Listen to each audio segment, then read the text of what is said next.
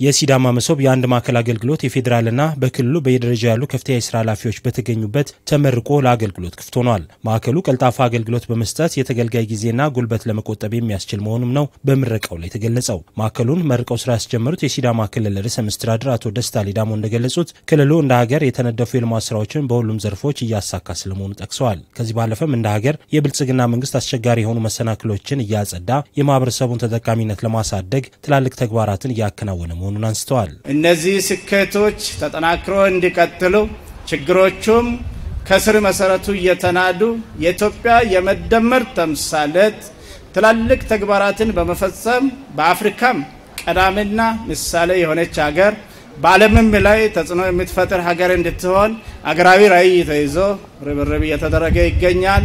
ታላቁ ህዳሴ ግድብ የመጠናቀቁ እነዚህ በምግብ ሉዓላዊነት ራስን የመቻልና ከዛም አልፎ ለመርዳት የሚደረገው እንቅስቃሴ በአረንጓዴ አሻራና በከተሞች ኮሪደር ልማት እያሉ በርካታ ስኬቶችን መጥቀስ የሚቻል ሲሆን እነዚህ ሁሉ አኩሪ ውጤቶች የኢትዮጵያ ህዝቦች ባጠረ ጊዜ ከችግር እየወጡ በብልጽግና ጎዳና ላይ ወደፊት እየገሰገሱ ስለመሆናቸው አመላካች ናቸው። እንደ ሲዳማ ክልልም መሶብ የአንድ ማዕከል አገልግሎት በአጭር ጊዜ ተገንብቶ ለአገልግሎት መብቃቱንና ውጤታማነቱን በማሳደግ በቀጣይ ወደ ሌሎች መዋቅሮች የማስፋት ስራ ይከናወናልን ብለዋል። ይሄ አገልግሎት የተዘጋጀው ለናንተ ነው።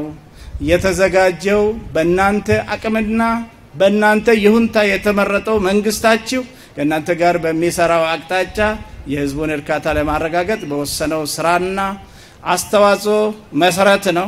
ከዚህ በኋላ ከህዝባችን የሚጠበቀው በዚህ አገልግሎት መጥቶ በተገቢው አገልግሎትን መጠቀም በሂደቱም እርካታ ማረጋገጥና ቀጣይ እድገትንም በዚህ ሂደት ጊዜውን ቆጥቦ ወደ ዋናው ዓላማ በመትመም እድገትን ማሳለጥ ነው።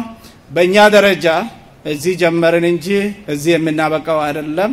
አሁን በዚህ ማዕከል የተጀመረው አገልግሎት ውጤታማነቱ እየተፈተሸ ቀሪ አገልግሎት አይነቶችም እየተጨመረ በተጠናከረ ሁኔታ ራዕያችን በሚያሳካ መልኩ ስራውን እንመራለን።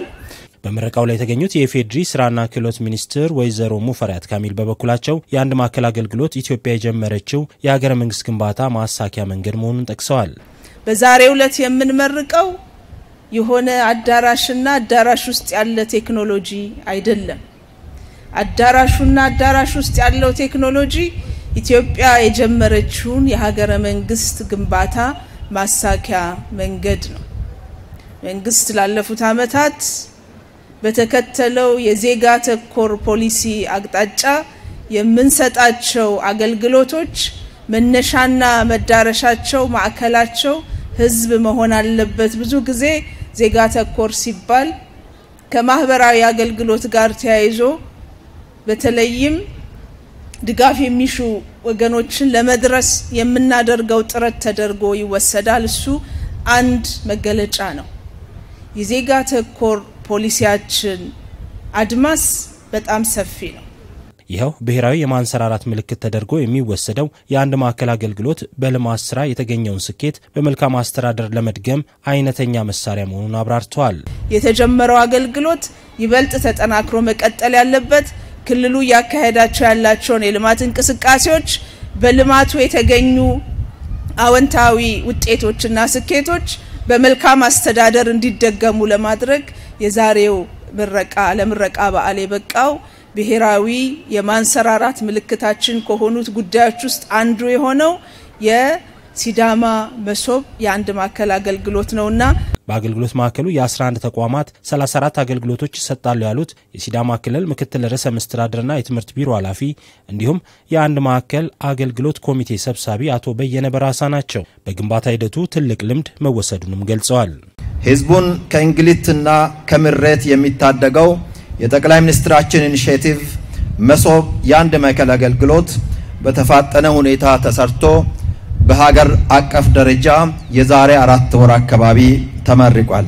ለመሶብ አንድ ማዕከል አገልግሎት የሚውል ውብ ህንጻ ከቀረቡ አማራጮች መካከል ተለይቶ ወደ ስራ ተገብቷል።